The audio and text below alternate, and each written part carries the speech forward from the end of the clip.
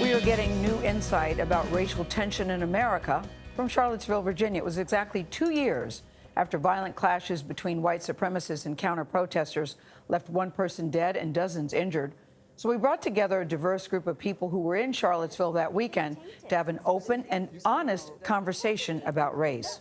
We asked Ibram Kendi, he's a professor and founding director of the Antiracist Research and Policy Center at American University in Washington, D.C., to lead this discussion. We're here in Charlottesville, which, of course, has become in many ways the epicenter of our racial arguments in this country, arguments we've been having really since the beginning of this country. In this room, we have people from different races, people of different ages, people of different ideologies, genders. I'm hoping we can have a constructive conversation about race, something many Americans are just seemingly unable to have. And I think no matter your ideology, I think most Americans would agree we struggle to talk about this issue. In order for us to have a constructive conversation, we should probably first talk about that word, racist. So let me ask you, anyone raise your hand if you consider yourself to be a racist? No one's raising their hand, okay. So is everyone sure? Absolutely sure. So how would you define a racist? I define a racist by someone who thinks that their race is more superior than or greater than another race. I agree with her absolutely on that. I would add one more thing, is that you use that as a weapon in your actions. It's not just thinking that your race is better. It's what you're willing to do to ensure that the rest of the world believes that your race is better too, and that somehow if you're an other, you're insignificant. Racism is a system, it's cyclical, and I think there are participants in that system. It's not just action and weaponized actions, it's also inaction. It spreads out and manifests itself in different ways. When a certain race or a certain individual of a race begins to target and oppress another sect of people just based on the hue of their skin, that's when it becomes problematic. And then you have to think about how the institutions are built, right? How the systems were created. We didn't create them, being African American. So therefore, to be racist, you have to be on that side in which you benefited from a system that was built from someone that looks like you. But it's how the application of those systems are, because if justice is truly blind, then the skin color isn't supposed to matter. I think it's the attaching of a material variable to the race itself, good or bad. Does that mean they came from a bad background? Does that mean they're smart?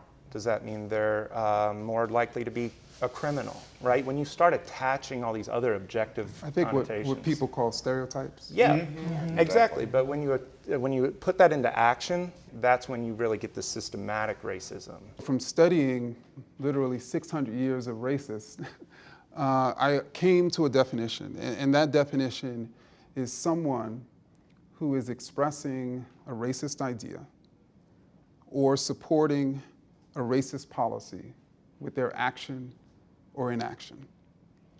And a racist idea, as I think some of you said, is any idea that suggests a racial group is better or worse, superior or inferior to another. And a racist policy is any policy that yields racial inequity. The opposite of a racist is an anti-racist. If a racist idea is a suggestion of racial hierarchy, an anti-racist idea is a suggestion, anybody want to take a guess? Of racial what?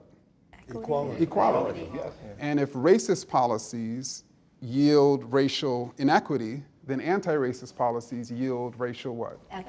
Equity. And when we actually look at American policies, we can essentially assess whether that policy is creating inequity or equity.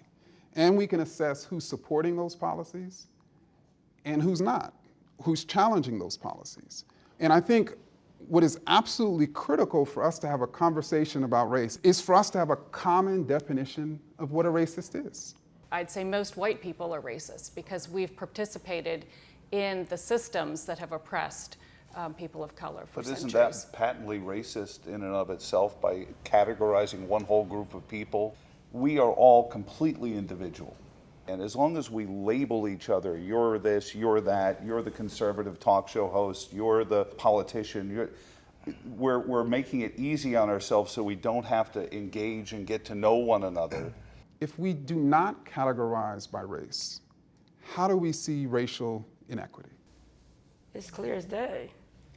But you can't. I think if we just try to stay away from labels altogether and kind of be colorblind, what can happen maybe as like a byproduct is that we ignore the inequity itself. Without those labels, it becomes difficult to actually take down the system that is implementing those labels in the first place. Like, it's ignoring the problem. Yeah, and that's the irony, right, about this racial issue, is because in a way, someone who's anti-racist would prefer that if when someone looked at them and they were black or white or whatever, they didn't necessarily think a particular thing based on their race. But at the same time, we recognize that if we do not categorize Americans in Charlottesville by race, we won't be able to identify racial disparities in Charlottesville. And if we can't identify racial disparities in Charlottesville, how are we going to identify racist policies in Charlottesville? And if we can't identify racist policies in Charlottesville, how can we essentially eliminate those disparities? But when you say we got to categorize by race in order to break it, you can also look at the variables that connect people across races. Is it the poor? Mm-hmm. There are white poor people, there are Latina poor people, there are black poor people. When you start unifying behind other objective variables, it's much easier to bring people together to get the numbers you need to enact change. In this country, we have disparities by gender, we have disparities by class, we have disparities by sexual orientation, we have disparities by region, we have disparities in almost every way, including race. And what it seems like is people are willing to acknowledge and talk about and even band together based on other disparities except race. No one wants to talk about racism, they'd rather talk about race. And the truth of the matter is this country was very much founded on racist policies. The Constitution says all men are created equal, and yet they looked at blacks as 3/5 of a person. Mm-hmm. So unless we are able to embrace and have that conversation about racism, we can't really have the difficult conversations about race. Let's talk about Charlottesville. Is that okay? I want to model, again, how we can talk across the country about racial issues. Because the way, to me, we talk about racial issues is we talk about racial inequities. And the way we talk about racial inequities is we figure out why racial inequities exist. And so, for instance, here in Charlottesville, black people are 5 times more likely to be arrested than white people. Why is that the case? You need to ask the people who wrote the laws that are being used against them. The police chief doesn't just send police officers out saying, arrest people. Is there a law that was broken? You're saying that black people are 5 times more likely to break laws? No, I'm saying that if a police officer or any law enforcement wants to look at you, you can be found guilty of something going on. There have been so many laws written on the books that have built this waxy buildup over our liberties that you can be found guilty of anything. Any of us in this room right now could be. Being black in Charlottesville and growing up here, I can say that black people are likely to be arrested more than white people here because we're over-policed. So you're saying that obviously if there's more police in an area, those police officers are going to be more likely to arrest people. They come in there and if just they're to more arrest likely people. to arrest people, then they're more likely to incarcerate people. As the law enforcement and black person sitting here, policies are neutral. Implementations of policies are not neutral. But is TANISHKA correct in that there are certain aspects of the community where, and this isn't just in Charlottesville, where there is a very large policing presence that may also result in over-policing, which are 2 separate things as well. When you have other people or when you have law enforcement in a certain community, you also have to see, is it driven by the 911 calls, or is it driven by the officers and the things that they initiate? So let me ask the question in a different way. When you have a disparity between groups in this country, in this city, there's only two explanations. Either black people are more likely to commit crimes, and that's why they're 5 times more likely to be arrested, or something else is going on that is impacting this group. And so those are the only two explanations. I think that the cause of that is that the systems were created by people in power. And so regardless of whether or not it was intentional, those systems benefit them and not other people or people in other communities. And as a result of that, we're seeing inequities and disparities. In order to talk about race and to talk about what's a racist or what racism is, you need somebody that's been affected by it in a way in the room to tell you what racism is. Some of these people in this room can't tell you what a racist is. They've never experienced it. They benefit from systems that were created by their ancestors. I'm not asking any white person in this room to not be a racist. You can be as racist as you want, but I'm asking you to dismantle the racist systems that were built by your ancestors so that we all can benefit. So essentially, you're asking people to be anti-racist, because that's essentially the type of person who would dismantle. Yes. Equity. He keeps saying humanity, and we all were talking. We can talk all day. America been talking for 500 years, 700 years. How many years you said earlier? All we've been doing is talking. Let's move it forward. Why don't we move forward and say, it's like, what can we as a diverse community of Charlottesville do to move ourselves together out of this situation? And I believe it's transparency of information, having talked about what a policy means and how when it trickles through the bureaucratic layers, it gets tainted. We, white people, have bought into this myth of meritocracy where you can get ahead if you just work hard enough. Right. And so we've all thought, oh, well, we worked hard, we went to college, we got a good job, that must be me. But again, it goes back to, it's not the individual, it's the systems that we've benefited from that have allowed us to succeed. That's The exactly entryway. Right. You gotta That be entryway. invited in. So now we're Access. talking about We're white talk- privilege and white advantage. We're talking about Yeah, access. in that 100-yard race, for so long, whites Right. have started at the 40-yard line. Right. So they've just always had a head start. We still have to wrap our heads around the fact that August 12th happened in Charlottesville for a reason. That underbelly of racism that was running here before that fateful weekend still very much exists here today. I can shed, or I can hide or camouflage every other variable about me. My socioeconomic status, I can do it about my education, my religious affiliations, my beliefs around my sexual orientation, or any of those. I cannot walk out the door ever and shed that I am a black woman, ever. I don't get to just cover that up. I represent a lot of undocumented youth. I have to tell them that they have to live their life by a higher standard than any other normal teenager who's capable of making a stupid mistake. I have to tell them, you don't have the liberty to do that, because it can mean consequences for you that are unfathomable to just your average American kid. I believe there are a number of people who do not understand what you just said. And I believe that's the growth point, the transformation to help people. What can we do to grow the number of white people who acknowledge, understand, and are awake?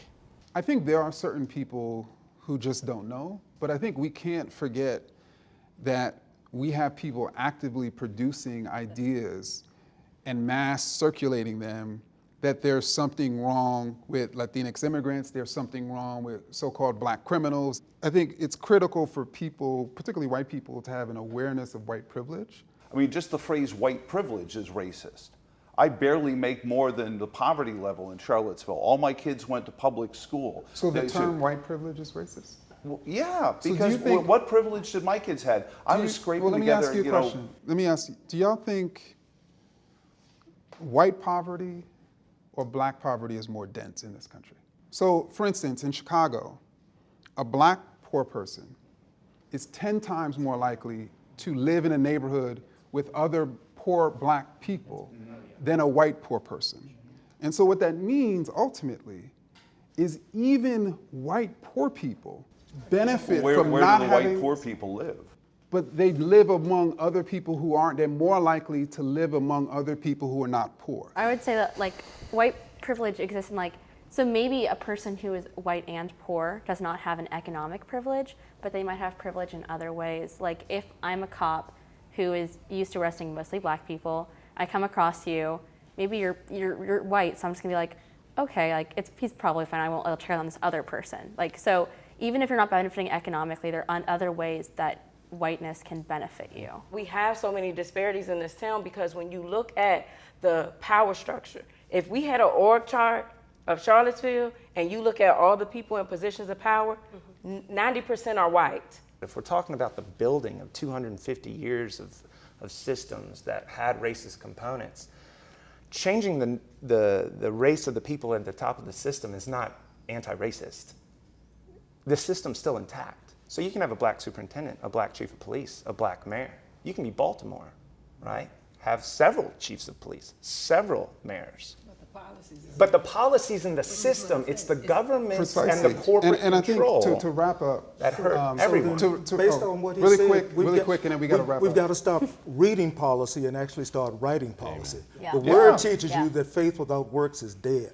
So we've got to stop talking about these things and actually put some muscle and some meat behind them and start doing them. Precisely, and that's why, like, remember when earlier I distinguished between a racist and an anti-racist policy. And you need people in positions of power in order to enact and even defend policies. And so I think fundamentally at our core, right, we're having an argument over policies that create racial inequity, and then people, because of their racist ideas, saying, oh, black people should be more likely to be impoverished, even though it's stemming out of what?